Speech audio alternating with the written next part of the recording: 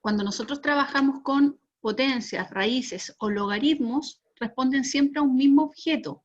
Por lo tanto, las propiedades que se cumplen en potencias se cumplen también en raíces y por ende se cumplen también en los logaritmos. Son exactamente tres formas de escribir un mismo objeto matemático. Y de hecho, todo viene de una simple expresión que es a elevado a b es igual a c. De esta ecuación es que nacen los logaritmos, las raíces y las potencias, simplemente viendo en dónde va a estar tu ecuación, dónde va a estar tu incógnita. ¿Ya? Entonces, vamos a empezar y decimos así. Antes de empezar, yo les conté una historia en la primera clase que tuvimos con respecto al nacimiento de las raíces. ¿Alguien se acuerda de esa historia? Era muy entretenida.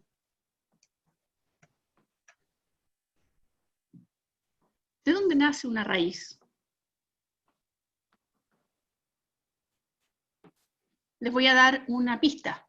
Los pitagóricos tienen mucho que ver en esto. Pucha, nadie se acuerda de mi historia. ¿Y se acuerdan de las propiedades que vimos de potencias? Pucha, tampoco se acuerdan de mis propiedades. ¿Nadie se acuerda de qué pasaba, de dónde nacían las raíces y que tenía que ver con la escuela pitagórica y que una persona murió por esto? ¿Un griego? ¿Ya?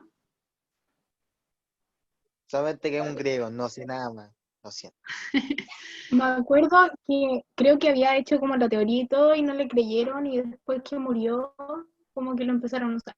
Muy bien, Camila. Eso era. Y nace de un simple problema, un problema tan simple que es un cuadrado cuyo lado mide una unidad. ¿Nadie se acuerda? ¿Nadie quiere aportar algo más a la historia?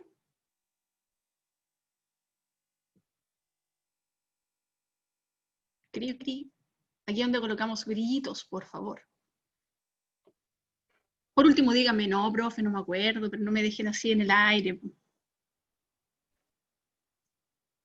No me acuerdo. Ya, no se acuerdan. ¿Quieren que les cuente la historia de nuevo? Sí, súper, la vamos a escuchar entonces. En el siglo V a.C., que era cuando estaban la escuela de los pitagóricos, recordemos que la escuela de los pitagóricos nace de Pitágoras de Samos, que fundó una escuela donde los grandes sabios de Grecia podían ingresar. Para ser un sabio había que ser una persona estudiosa en más de un área. En la antigüedad, una persona se consideraba sabia cuando era filósofo, matemático, astrónomo, músico. Esas eran las principales áreas del conocimiento. Entonces, en esta escuela, que era una secta en donde solamente podían ingresar los grandes sabios de la época, y en donde también yo les comentaba que existía una teoría en donde decía que Pitágoras, todos conocen a Pitágoras, ¿cierto? Que hay un teorema que recibe un nombre, y se llama teorema de Pitágoras, exactamente. En este teorema de Pitágoras, en este matemático Pitágoras de Samos, en su escuela, lo que les decía, esta teoría media mística, así como extraña que ocurre, es que se pensaba, se cree, que Pitágoras como tal no existe y que solamente fue una mujer que por el hecho de ser mujer no podía fundar esta escuela, porque ustedes saben que las mujeres empezamos a tener voto hace poquito. Por ende, ella se puso un nombre de un hombre y ahí nace Pitágoras, porque en el fondo ella se llamaba Teano.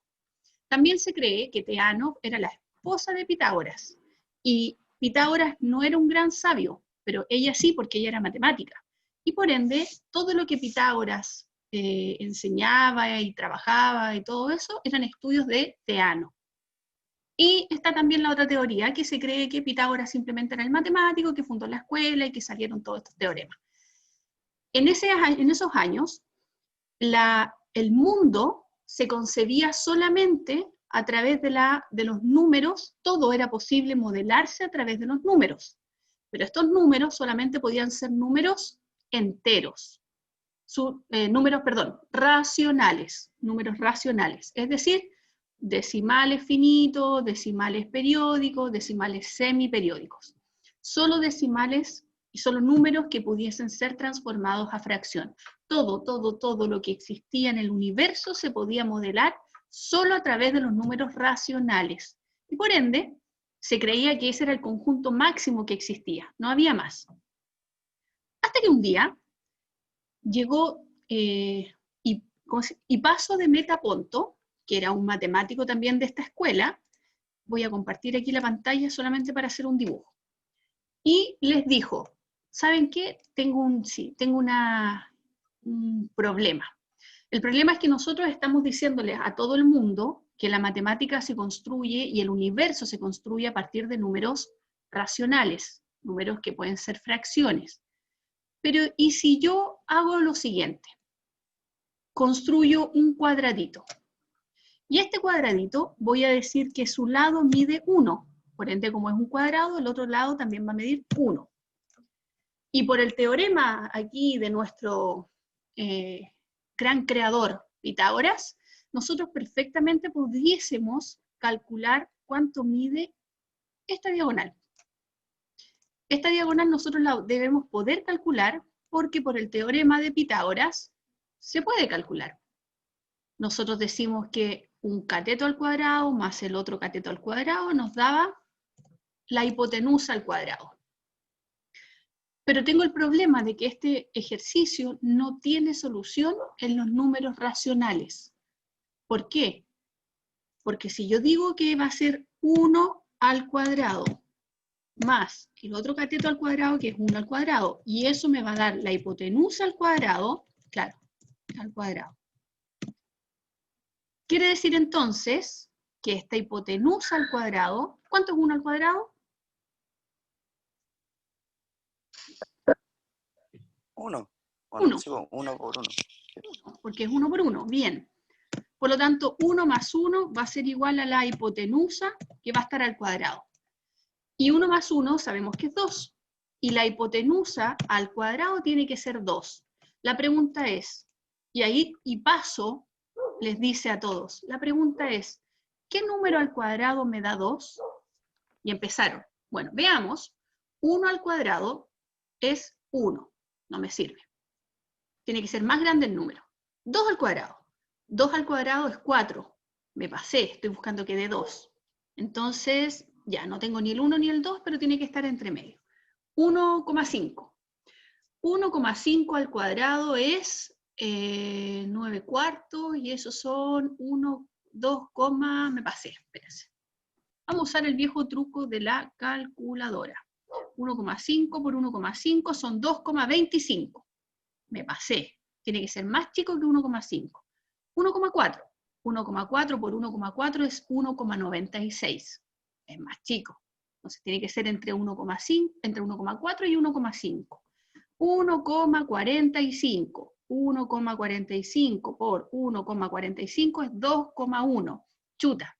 Tiene que ser más chico. Entonces finalmente se empezaron a buscar qué número elevado a 2 me diera 2. Y se dieron cuenta que ese número no existía. ¿Cuál era el problema? Ustedes pueden decir ahora, bueno, pero no es tan terrible.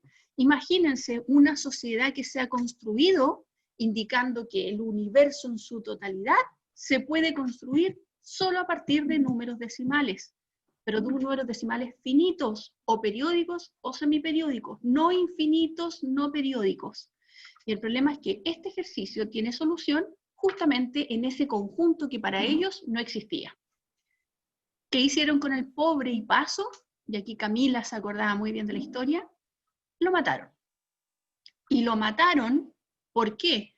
Porque él podría echarles abajo una teoría que en el fondo ellos han construido el universo de esta manera. Y lo mataron. ¿Y cuál fue el problema? que posterior a su muerte se dieron cuenta que él tenía razón. Y este ejercicio tan simple dio origen, a ver, yo voy a terminar de contar la historia y ya sé por qué pasó esto. Me metí con otra cuenta. Se va a cerrar la sesión en un par de minutos. Y este problema dio origen a lo que hoy conocemos como raíces, cuyo símbolo, que nosotros decimos, por ejemplo, raíz de 2, y escribimos y no tenemos problema y decimos que raíz de 2 se representa así, en esos años no existía este símbolo. Este símbolo recién se introdujo en el año 1500, me parece que es como el 1525, por ahí. Ahí recién aparece este gorrito que se le pone el número. Antes habían otras formas de expresarlo.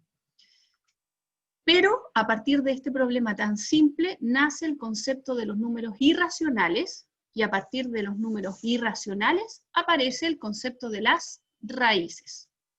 Y eso es lo que vamos a estudiar el día de hoy, chiquillos. ¿Qué voy a hacer?